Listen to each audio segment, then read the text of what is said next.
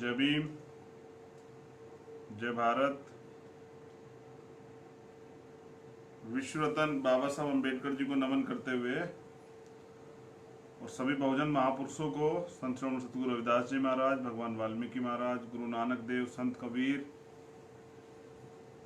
राष्ट्रपिता ज्योतिबा फूले साहब, छत्रपति साहू जी महाराज, शिवाजी महाराज, धन सिंह कोतवाल जी, एपीजे अब्दुल कलाम साहब, वीर अब्दुल हमीद साहब, भगत सिंह, शहीद भगत सिंह जी, शहीद उधम सिंह जी, अन्य बहुजन महापुरुष और मेरे रहबर, मेरे आदर्श मान्यवर साहब श्री काशीराम जी को नमन करते हुए आज का लाइव जो है एक विशेष मुद्दे पे और कुछ विशेष जानकारी आप लोगों तक पहुंचाने के लिए मैंने किया है। और जरूरी है कि लोकतंत्र में जानकारियां लोगों के पास होंगी तो वो सवाल करेंगे। मैंने लाइव में पहले भी शायद कहा था इस बात को कि हमारे प्रवासी मजदूर भाइयों पे उनके पेट में रोटी की भूख है, इसलिए वो सरकार से सवाल नहीं कर रहे हैं। काश यही हाल जो है चंद अमीरों का हुआ होता,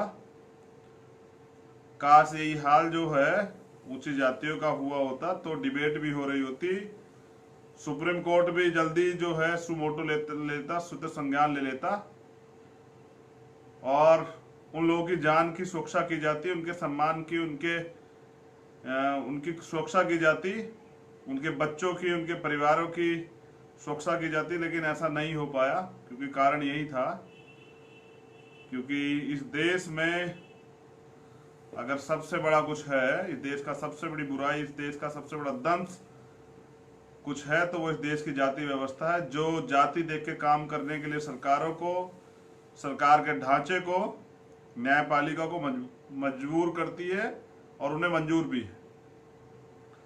वो वही देख के जो है कार्य करते हैं। तो इसलिए देरी हुई, 2-2.25 महीने लग गए सुप्रीम कोर्ट को संज्ञान लेते हुए। हजारों लोगों की जान चली गई, हजारों लोग घर से बेघर हो गए। किस तरह से लोग तड़पे हैं आपने देखा होगा। अभी की जो खबरें हम लोगों ने वो की हैं, पीने का पानी नहीं है ट्रेनों में, अमीरों के बच्चों के लिए हवाई जहाज हैं, गरीबों के लिए बस भी नहीं है, लाठियां हैं। पीने का पानी नहीं है, टॉयलेट का पानी पीना पड़ रहा है। एक भद्दा मजाक हो रहा है गरीबों के साथ। उसके साथ साथ कभी ट्रेन जो है 7-8 दिन गायब हो जाती है, खाने की व्यवस्था नहीं है। रेलवे स्टेशन पे एक माँ दम तोड़ देती है और बच्चा उसके ऊपर जो चादर जो है, जो ओढ़ी हुई है चादर, उस चादर में खेल रहा है। एक मजदूर जा रहे होते, ट्रक हादसा होता है, एक्सीडेंट होता है, माँ की लाश बराबर में पड़ी हुई है, 1.5 साल का बच्चा जो है माँ माँ चिल्ला रहा है, कौन लौटा देगा। देखिए, मैं लोकतंत्र के बारे में कई बार आपको बता चुका हूं। लोकतंत्र में अगर कोई अपराध होता है, जो अपराध जिसको रोका जा सकता, तो उसके लिए सरकार पूर्ण रूप से जिम्मेदार है। लेकिन क्योंकि लोग जागरूक नहीं है अपने अधिकारों के प्रति, क्योंकि लोग जागरूक नहीं है अपने फंडामेंटल और कॉन्स्टिट्यूशनल राइट के प्रति, इसलिए सरकारें जो हैं लगातार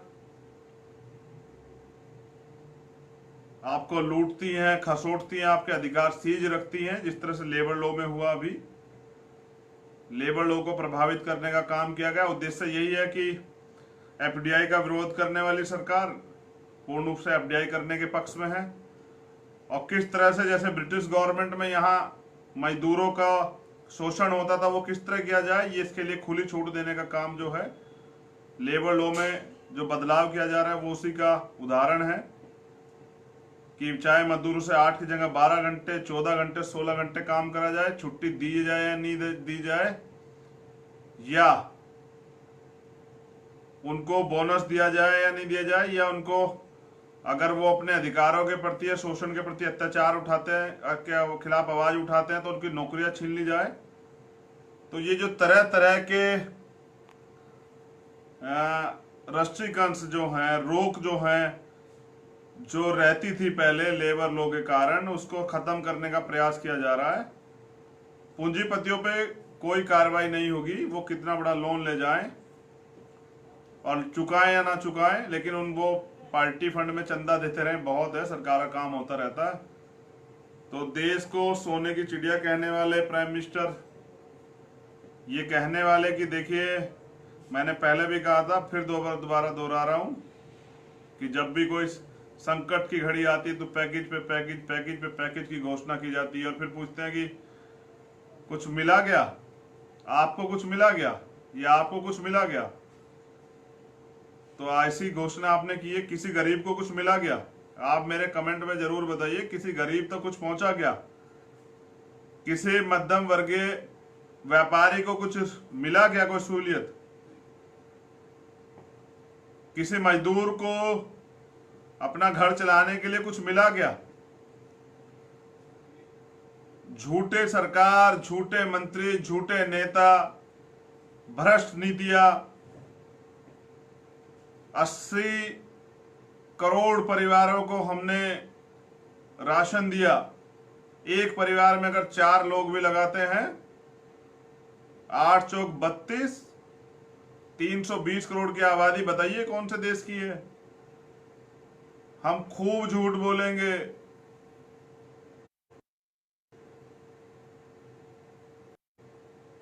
हम खूब झूठ बोलेंगे, लगातार झूठ बोलेंगे। जनता जब सवाल करेगी तो सवाल करने वालों को उठा के जेल में डाल देंगे, उनको आतंकवादी, नक्सली या देश विरोधी बताकर। अब बताइए साहब, सरकार का विरोध करना, देश का विरोध करना कहां होता है? कोई भी सरकार राष्ट्रभक्त तो नहीं हो सकती है, क्योंकि वो तो उन लोगों के लिए काम करेगी। जिस तरह से अगर मैं अपनी बात करूं तो मैं, मेरा प्रथम उद्देश्य रहेगा कि इस देश के कमजोर वर्ग के लोगों को, बहुजन समाज के लोगों को, SC ST OBC माइनॉरिटी के लोगों को और गरीबों को प्रथम जो है अधिकार दिए जाएं, जिससे वो अपने जीवन को मजबूती से जी सके। तो मैंने कुछ आंकड़े भी तैयार किए हैं हमारे साथियों ने, और हमारी राय ये थी कि उस पर कल हम एक प्रेस रिलीज भी जारी करेंगे। सरकार के पास तो कोई नीति नहीं है, आजाद समाज पार्टी की तरफ से हम लोग उनको सुझाव देंगे किस तरह से वो अर्थव्यवस्था को दोबारा से पटरी पे ला सकते हैं। तो वो फैक्ट से जो है, लाइव में ना बोलकर मैं प्रेस रिलीज देके जो है कल कोशिश करूंगा कि पूरे देश को, पूरी दुनिया को और भारत की निकम्मी, झूठी पूंजीपतियों की सरकार को आपकी आंखें खोल सकूं, उनको रास्ता दिखा सकूं कि वो इस देश के लोगों के बारे में सोच सकें। देखिए, भारत की अर्थव्यवस्था और आम आदमी की अर्थव्यवस्था का बुरा हाल है, बहुत नाजुक दौर में है। सरकार गंभीरता से नहीं ले रही है। सरकार तो एक एजेंडे पे है, किस तरह से जो है पूंजीपतियों का भला किया जाए, किस तरह से सत्ता से पैसा और पैसे से सत्ता प्राप्त की जाए, किस तरह से मजदूरों को, गरीबों की जान ली जाए और अमीरों को किस तरह से लाभ दिया जाए, उसी का प्रयास सत्ता कर रही है, सरकार कर रही है। और ये जो षड्यंत्र है, षड्यंत्र अभी ये बिहार चुनाव में और मध्य प्रदेश चुनाव में आपको देखने को मिलेगा कि PM केयर फंड जो बनाया गया, उसमें जो पैसा इकट्ठा हुआ वो विधायक खरीदने के लिए और जनता को, क्योंकि बिहार के लिए स्पेशल कह रहा हूं, क्योंकि आजाद समाज पार्टी बिहार की तरफ रुख कर रही है, क्योंकि वहां हमारे लोगों के साथ बहुत ही बुरी स्थिति बनी है और अब हम दोबारा अपने लोगों के साथ ये स्थिति नहीं बनने देंगे। अब हमने कमर कस ली है। तो बिहार पे और मध्य प्रदेश पे मेरा पूरा फोकस है। अभी बिहार में जो हमारे मजदूर भाई है, उन्होंने जो दंश झेला है, उसको परमानेंट निजात दिलाने के लिए और उनको बाहर कहीं नहीं जाना पड़े रोजगार के लिए, इसलिए बिहार में रोजगार पैदा करने के लिए अब भीम आर्मी की जो राजनीतिक दल है आजाद समाज पार्टी, वो बजट में मजबूती से कार्य करेगा। तो मैं आपको ये बता दूं कि सत्ता के संरक्षण से पूंजीपतियों का जो है, जो लाभ दिया जा रहा है और जिस तरह से मध्यम वर्गीय व्यापारी को मजबूर किया जा रहा है, उसको और गरीब बनाने का प्रयास किया जा रहा है और अमीरों को और अमीर बनाने का प्रयास किया जा रहा है, ये सरकार का षड्यंत्र है। ये जो पैसा सरकार ने इकट्ठा किया है, वो चाहे PM केयर फंड का हो या अन्य घोटाले करके, जैसे नोटबंदी के समय में इन्होंने 1000 लोगों की जान ली, तो इस पैसे का दुरुपयोग ये इतना सता रहे हैं, जैसे हिटलर ने कहा था कि गरीब को, जनता को इतना सता दो कि वो जिन्हें कोई विकास समझ बैठे। मैं दोबारा दोहरा रहा हूं कि इतना तड़फा दो, इतना सता दो, इतना रुला दो कि वो सिर्फ जीने को ही विकास समझ बैठे। तो बिहार में ये षड्यंत्र करके मजदूरों के साथ किया गया कि जब बिहार इलेक्शन आए तो ये पैसे की पोटलियां खोलकर पैसे के दम पे सत्ता में भागीदारी अदा कर ले और सत्ता अपने को में किसी तरह से काबिज हो जाए।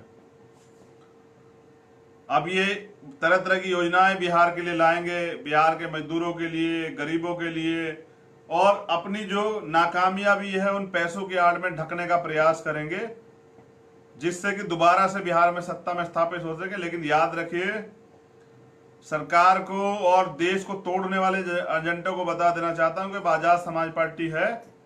अब आपके ये नाकाम मंसूबे कभी कामयाब नहीं होंगे, ना तो हमारा देश कमजोर होगा। हम पे तो बहुत सारी नीतियां हम कल आपको देंगे भी, आपका अमल करेंगे तो देश फिर पटरी पे आ जाएगा। लेकिन जब तक हम लोग हैं, इस देश के करोड़ों बहुजन समाज के नौजवान हैं जो तैयार हैं इस देश में बहुजन राज के लिए और अपने मुल्क को, अपने राष्ट्र को आगे बढ़ाने के लिए, अपने देश को आगे बढ़ाने के लिए, तो जब तक ये लोग हैं तब तक आपकी ये भ्रष्ट नीतियां देश को कमजोर नहीं कर पाएंगी। और जो आप चाहते हैं कि यहाँ का गरीब, यहाँ की आवाम घुटनों के बल हो जाए और आपके बलबूते, आपके दिखाए इशारे पे गुलामी करे, वो इस देश में नहीं होगा। क्योंकि बाबा साहब का, विश्व रत्न बाबा साहब का कॉन्स्टिट्यूशन यहाँ है जो हमें बराबर के अधिकार देता है। विपक्ष की जो भूमिका होती है वो अब हम बताएंगे आपको। आपकी गोलियों से, आपकी जेलों से, आपके मुकदमों से नहीं डरते हैं। इस लॉकडाउन की आड़ में सत्ता ने क्या क्या नहीं किया आप देखिए। जो सत्ता का विरोध कर रहे थे उन सब लोगों को जेल में उठा कर डाल दिया। जैसे अभी हमारे सहारनपुर में भी मेरे भीम आर्मी के मजबूत साथी कमल भाई, मंजीत सिंह नोटियाल, शिवम खेवड़िया यहाँ पर है, और पूरे देश में जामिया के बच्चे हैं, जेएनयू के बच्चे हैं, महाराष्ट्र लोग हैं। जो भी सरकार का विरोध करता है उसको ये राष्ट्र विरोधी करार देकर जेल में डाल देते हैं। बाकी तो इनकी वो भ्रष्ट मीडिया है ही। अभी देखिए पूरा बेहाल है। किसी तरह से कोरोना को इन्होंने मुसलमानों की तरफ मोड़ दिया, मुसलमानों का नाम दे दिया, अपनी सरकार के नाकामयाबी को बचाने का प्रयास किया, फिर झूठे ठहराने लगे। कुछ लोगों पे मुकदमे हुए तो फिर ये सीधे हुए। अब ये चुनाव के समय करते क्या है कि ये जो अभी का समय है इसको तो याद रख रही है जनता, लेकिन जनता थोड़ा भोले भाले जनता है, अपने काम में भी जो है तो भूल जाती है। याद रखिए कि फिर ये ले आएंगे हिंदू मुसलमान, भारत पाकिस्तान, आतंकवादी, ये वो, और फिर इनका जो वो है, जिन राजनीतिक, जिन पूंजीपतियों की वजह से, जिन बिजनेसमैनों की वजह से इनके सरकारें चल रही हैं, उसके पैसे के दम पे फिर उनके द्वारा तैयार की गई मीडिया जो है फिर आपको इस धर्म की राजनीति में धकेल देती है। और फिर गलती कई बार आप कर चुके हैं इस भारतीय जनता पार्टी सरकार को वोट देके। परिणाम यही होता है कि बड़े बड़े सपने आपको दिखाए जाते हैं और जमीनी तौर पे कुछ नहीं होता, जैसे पैकेज में कुछ नहीं है। तो आप समझिए 6 साल की सरकार में 70,000 किसानों ने आत्महत्याएं की है। ये है सबका साथ सबका विकास, और ये है वो सरकार जो देश को 5 ट्रिलियन की इकोनॉमी देने की बात करती है। आप समझिए इन निकम्मे लोगों पे कोई नीति नहीं है, ना इनकी कोई विदेश नीति है। इनकी विदेश की जो खराब नीतियों की वजह से खाड़ी देश हमारे विरोध में चले गए हैं, वहां से हमारे लोगों की नौकरियां जा रही हैं। इन्होंने धर्म का, आडंबर का, पाखंडवाद का जाल यहाँ चला रखा है। और मीडिया ने जिस तरह से यहाँ देश के लोगों के खिलाफ, इस मुल्क में रहने वाले लोगों के खिलाफ जिस तरह का माहौल बनाया, तो वहां उसके बहकाव में आके वो वहां रहने वाले लोग भी मीडिया की भाषा बोलते हैं और फिर उनको नुकसान उठाना पड़ता है।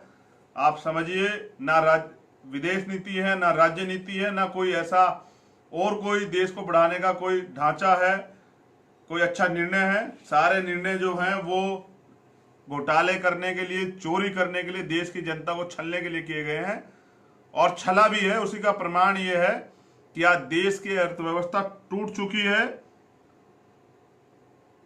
तो समझिए कि देश में हालात बद से बदतर हैं। कोई सवाल नहीं कर सकता है। सवाल विपक्ष क्यों नहीं कर रहा मुझे नहीं पता, लेकिन जो लोग कर रहे हैं उनकी आवाज दबाने के लिए मुकदमे किए जा रहे हैं, जेल भेजा जा रहा है। क्योंकि हम भारतीय कॉन्स्टिट्यूशन का पालन करते हैं, हम भारतीय संविधान को मानते हैं, इसलिए हम लोग चुप हैं। अगर जिस तरह से लॉकडाउन की आड़ में लॉकडाउन को हथियार बना के जिस तरह से बहुजनों पे हमले हुए हैं, रेप हुए हैं, हत्याएं हुए, बिहार के कई मामले हैं। तो मैंने पहले भी कहा था कि याद रखिए मुख्यमंत्री बिहार, जिस दिन लॉकडाउन खुलेगा उस दिन के बाद आजाद समाज पार्टी के जिम्मेदार योद्धा और आजाद समाज पार्टी के और भीम आर्मी के जो क्रांतिकारी वीर बिहार के अंदर में है, वो आपसे सड़क पर जवाब मांगे, फिर आपको पता लगा विपक्ष किसे कहते हैं। देखिए, इस तानाशाही खिलाफ हमें रोड पे आना पड़ेगा। हम सिर्फ लॉकडाउन खुलने का इंतजार कर रहे हैं। एक बार लॉकडाउन खुल जाए तो फिर इस सरकार की भ्रष्ट नीतियों को सोशल मीडिया प्लेटफॉर्म से हम अपने आंदोलन से जनता तक पहुंचाने का कार्य करें, क्योंकि बिकाऊ मीडिया और चंद पूंजीपतियों के घरानों की अपनी घर की मीडिया वो सरकार के खिलाफ कुछ नहीं बोलेगी। आपको खुद सब चीजों को समझना पड़ेगा। वो सोशल मीडिया के जरिए, ये आंदोलन के जरिए आप तक पहुंचेगी। ये बहुत विपत्ति की घटी है, विपदा, बहुत बड़ी विपदा देश में आई है। लेकिन जैसा मैंने बताया कि जिस तरह से भूख से लोग यहाँ मर रहे हैं, संसाधन विहीन होकर पैदल जाने से, धूप में, किसी नेताजी के बेटे को, किसी मुख्यमंत्री के बेटे को 10-20 किलोमीटर पैदल चलाइए। इस 45 डिग्री टेम्परेचर पे 60-100 किलोमीटर जो है साइकिल उससे चलाइए, एक्सरसाइज भी हो जाएगी, उसको पता लग जाएगा गरीब क्या क्या झेल रहे हैं। लेकिन ये एसी में पड़ के भाषण दे रहे हैं और धर्म के आडंबर के रच खेल को तैयार कर रहे हैं। मैं एक जानकारी और दे दूं आप लोगों को कि गुजरात में कानून मंत्री थे भूपेंद्र सिंह चुडासमा, हाईकोर्ट से उनको झटका लगा, उनकी सदस्यता जो है चली गई। ये खबर बहुत मजबूत खबर थी, हाईकोर्ट ने उनको झटका दिया। लेकिन इस खबर को ज्यादा बड़े पैमाने पर नहीं दिखाया गया। मैं इस खबर को क्यों आपको बता रहा हूं, क्योंकि मेरे रहबर, मेरे आदर्श मान्यवर साहब काशीराम ने एक नारा दिया था, मैं अपने नौजवानों को वो याद दिला रहा हूं कि बैलेट के साथ बुलेट की तैयारी भी रखना। बैलेट के साथ बुलेट की तैयारी भी रखना। ये बात मैं अब आपको पूरी कर देता हूं कि वो इस बात को क्यों कहते थे कि आप ना बिकने वाला समाज, ना बिकने वाले नेता तैयार कर देंगे, अपने लोगों की वोटों की सुरक्षा कर लेंगे, लेकिन ये आपके वोटों को लूटने का काम करेंगे। तो इसलिए आप समझिए कि 327 वोट से मात्र जो है वहां पर उम्मीदवार, जो विपक्षी उम्मीदवार था, मैं नहीं जानता कौन है, वो हारा था वहां पर। लेकिन सत्ता के बल पर, सरकारी एजेंसियों के बल पर इन्होंने वहां सत्ता में दोबारा हस्तक्षेप किया और वो जीती हुई सीट जो है इन्होंने, मैं ये बात इसलिए स्पेशली बता रहा हूं कि वो जीती हुई सीट जो है इन्होंने अपने कब्जे में ले ली।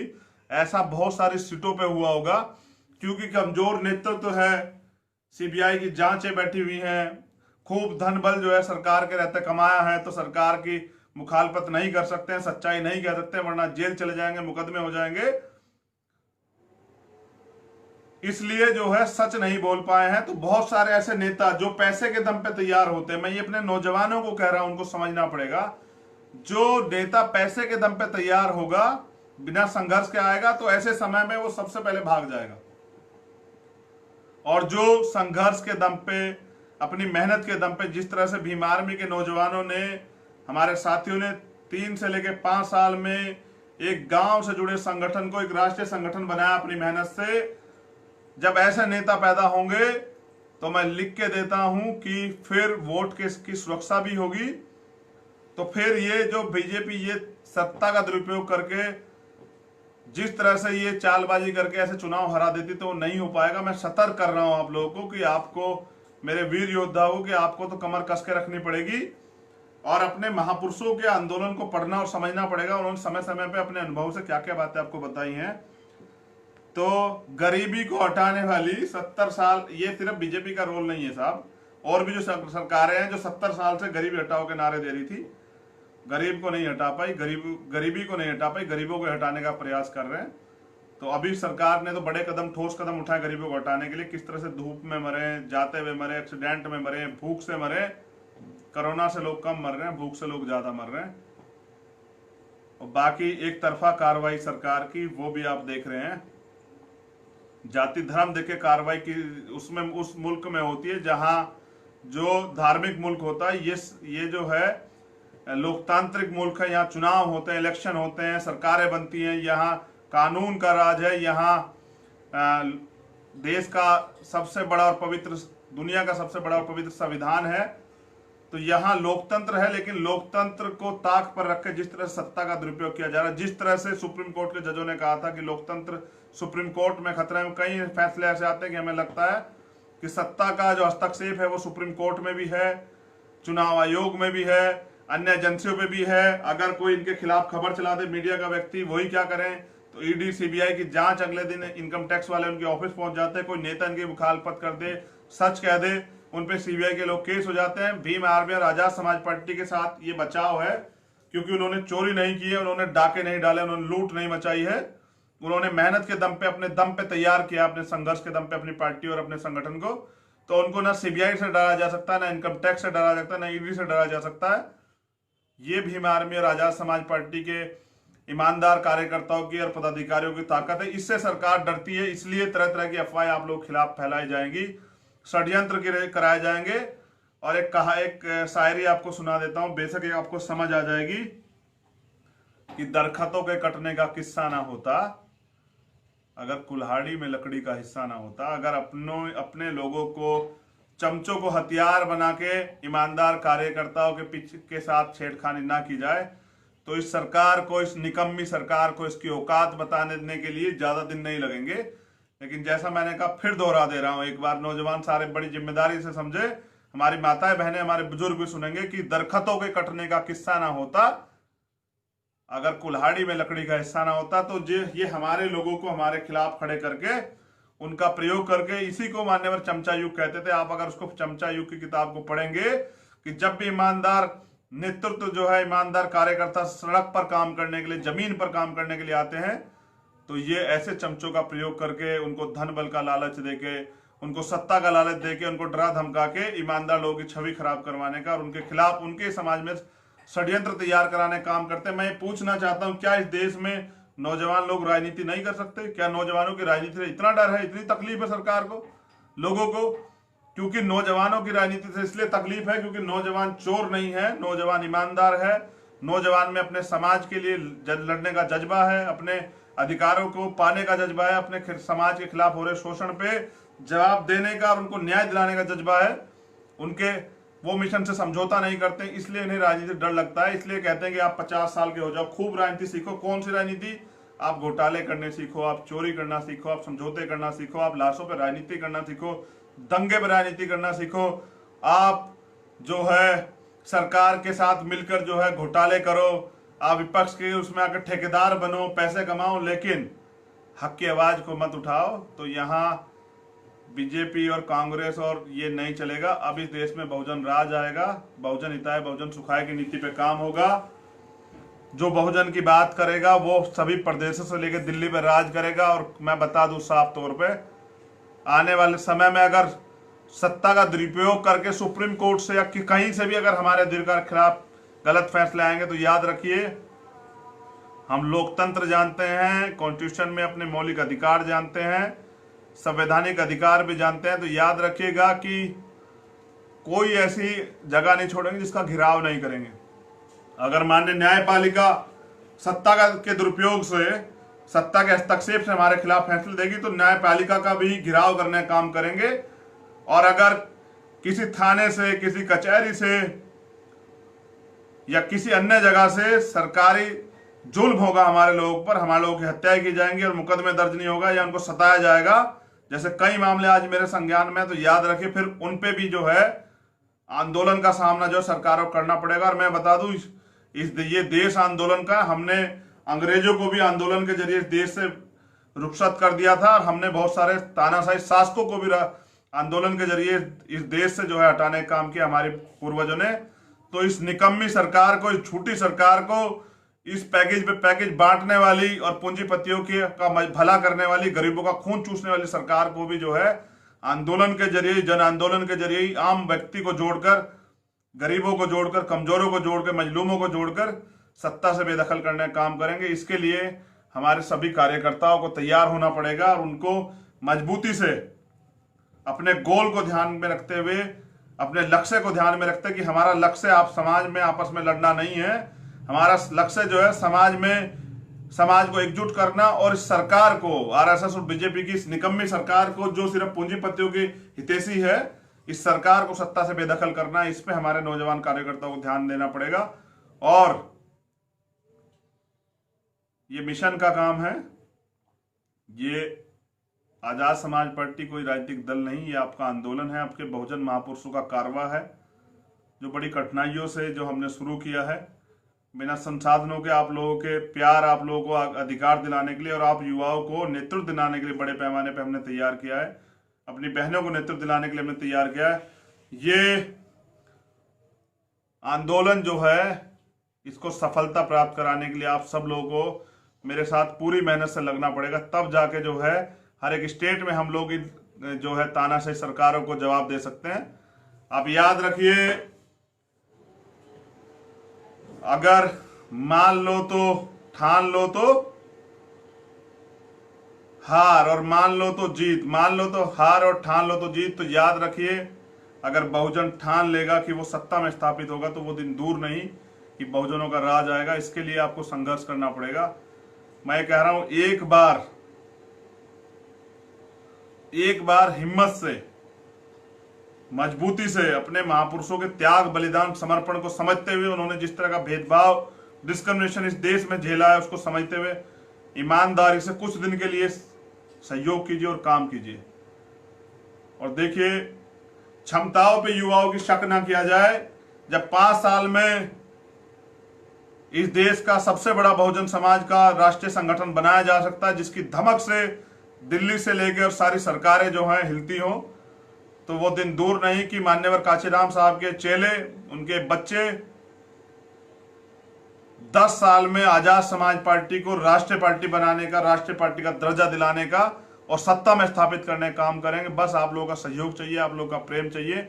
मैंने जैसे कहा आपसे कि वो दिन दूर नहीं जब बहुजनों की सत्ता आएगी और इस देश के कमजोर लोगों के लिए, गरीबों के लिए जो है बराबर की हकदारी की बात होगी। याद रखें, मैं बार बार समझाता हूं, आप लोग नहीं समझ पा रहे हैं। मेरे और आपके व्यक्तिगत सम्मान से बढ़ के मूवमेंट होती है, आंदोलन होता है। अगर हमारे महापुरुषों ने भी अपने सम्मान की परवाह की होती, कितने कठिन दौर में उन्होंने आंदोलन चलाया, तो समझिए आज तो हम पे संसाधन भी है, तो आज हम लिए ये अच्छे अच्छे कपड़े पहन के, घड़ी पहन के, कलम लगा के नहीं बैठे होते।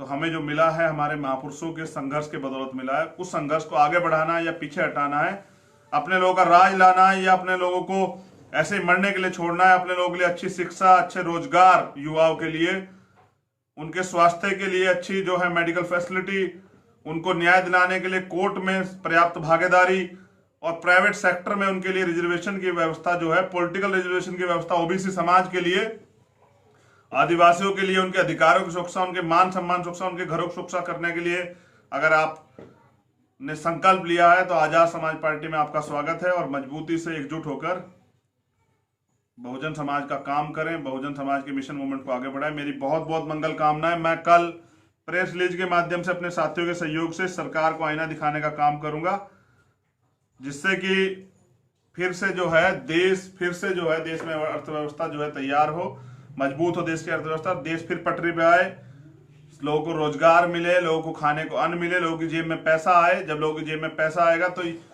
यहाँ जो है डिमांड और सप्लाई का खेल है। जब पैसा आएगा तो डिमांड बढ़ेगी सामान की, फिर इंडस्ट्रियाँ चलेंगी, फिर छोटे व्यापार खड़े होंगे, फिर सप्लाई होगी, तो तब जाके पैसे की अर्निंग होगी, फिर जाके राजस्व पैदा होगा, तब जाके अर्थव्यवस्था मजबूत होगी।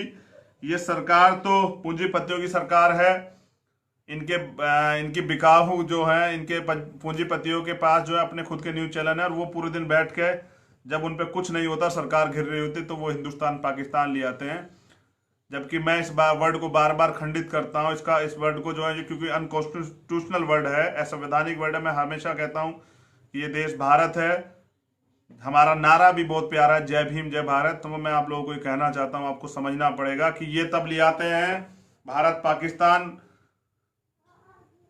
इस्लाम, जिहाद और सीमा पे जो है तनाव हो जाते हैं, ऑटोमेटिक मंदिर मस्जिद हो जाते हैं, धर्म का अफीम जो है उसकी चादर जो है इनके ये मीडिया के जो चैनल जो है पूंजीपतियों के, ये फिर बिखेरना स्टार्ट कर देते हैं।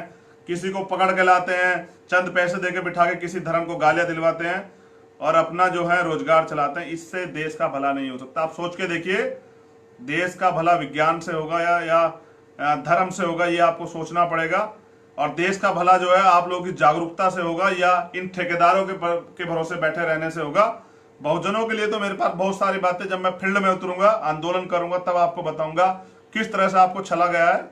लेकिन याद रखिए, कटाक्ष कर रहा हूं लेकिन कह रहा हूं सच, कि आर्थिक आधार पर आरक्षण करने वाले बाबा साहब के जातिगत आरक्षण को, जिससे हम लोग आगे बढ़ रहे थे, उसको चोट देने वाले आरएसएस के आइडियोलॉजी को, जो आरएस की आइडियोलॉजी आर्थिक आधार पर आरक्षण लागू करके जातिगत आरक्षण खत्म कर देना, इस विचारधारा को आगे बढ़ाने वाले आपके हितैषी नहीं हो सकते। बहुजन समाज के लोगों को समझना पड़ेगा।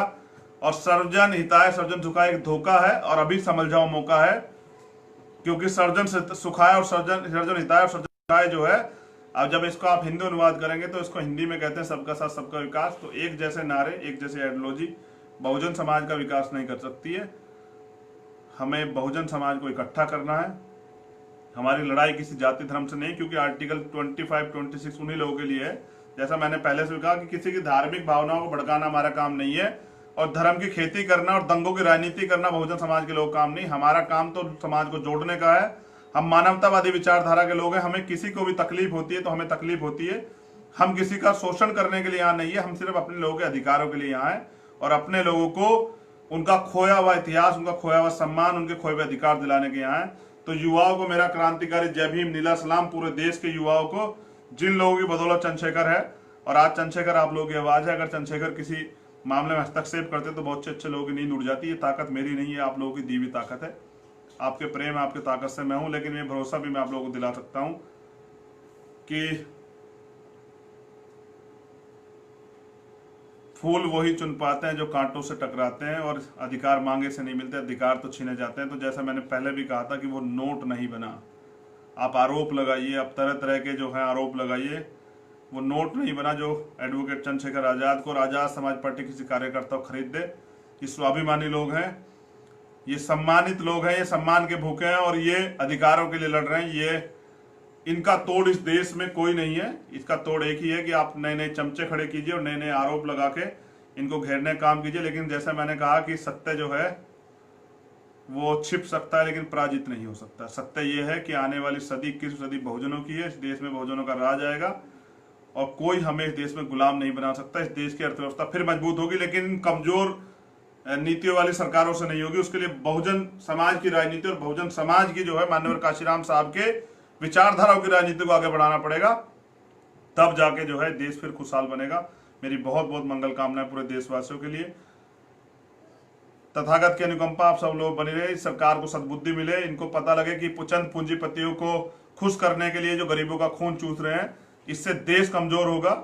इनके जो द्वारा ये कानून बनाए जा रहे हैं, इससे देश कमजोर होगा। इनको नहीं परवाह है। आम आदमी की समस्या इनको नहीं दिखाई देती है। किस तरह से जो है फीस जो है सरकार, प्राइवेट स्कूल जो है किस तरह फीस बढ़ा रहे हैं और फीस मांग रहे हैं, किस तरह से मकान मालिक किराया मांग रहा है, किस तरह से मजदूर परेशान है, किस तरह से मीडियम मध्यम वर्ग के जो लोग हैं वो क्योंकि वो मांग भी नहीं सकते हैं, बाहर नहीं आ सकते, किस तरह सुसाइड कर रहे हैं, किस तरह से जो है सिर्फ नमस्ते ट्रंप और सरकार, मध्य प्रदेश की सरकार गिराने के लिए लॉकडाउन को पहले सरकार ने कोई बात नहीं कही महामारी को, फिर लॉकडाउन कर दिया अचानक। किस तरह से पूरे देश में लोग तड़पे हैं, साइकिलों से लोग जा रहे हैं। हमारी एक छोटी बहन जो है 1200 किलोमीटर 1000 किलोमीटर साइकिल चला के अपने फादर को लेके जाती है बिहार। तो बिहार को भी मुझे मेरा क्रांतिकारी सलाम, मध्य प्रदेश और बिहार की टीम को मेरा सलाम। पूरे देश में जो मेरे कहने के बाद जो है, जो मुझे इतना प्यार देते हैं, खूनदान भी कर रहे हैं और उसके अलावा राशन वितरण भी कर रहे हैं पूरे देश में, अपनी जान को जोखिम में डालकर जो है कोरोना के समय में भी न्याय दिलाने के लिए थानों में सड़कों पे आंदोलन कर रहे हैं और जाते हैं। ऐसे सभी क्रांतिकारी साथियों को मेरा जय भीम, नीला सलाम। आप लोगों के लिए बहुत बहुत मंगल कामनाएं। कल मैं फिर जो है उस प्रेस रिलीज को पूरे आंकड़ों के साथ हम लोग देंगे। ऐसे जुड़े रहिएगा और अपना प्यार और अपना जो है सहयोग बना के रखिएगा। दूसरा, मैंने फिर कहा है आपसे, बहुजनों का राज लाने की जिम्मेदारी आप सबकी है, मेरी अकेले की नहीं है। और याद रखिए, जब आप इस दुनिया से जाएं तो आपके अंदर आप इस विश्वास के साथ जाएं कि आपके महापुरुषों का जो कर्ज आपके ऊपर था उसको आपने चुका दिया है। जय भीम, जय भारत, जय संविधान, जय भीम आर्मी, जय आजाद। Please like and subscribe my YouTube channel.